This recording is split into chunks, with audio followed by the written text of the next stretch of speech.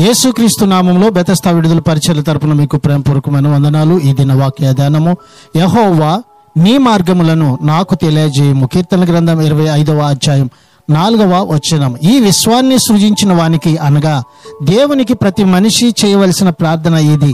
గందరగోళం, పాపముతో నిండి ఉన్న ఈ లోకాన్ని ఈ ప్రార్థన ఎంతగా మార్చివేయగలదో గదా.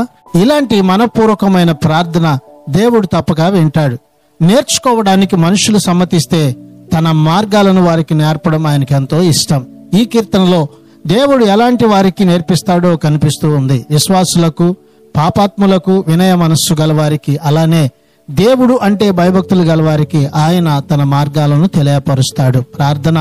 మమ్మలను మిక్కిలిగా ప్రేమించిన మా ప్రియ పరలోకపు తండ్రి యేసయ్య, మరొక నూతన దినాన్ని మాకిచ్చినందుకు నీకు వందనాలు, స్తోత్రాలు చెల్లిస్తూ మేము నీ యందు భయభక్తులు గలవారమై నీ త్రోవలను అనుసరించుచు ముందుకు కొనసాగే ధన్యతను దయచేయమని యేసు ప్రశస్త నామంలో ప్రార్థించి అడిగి వేడుకుంటున్నాము తండ్రి. ఆమెన్.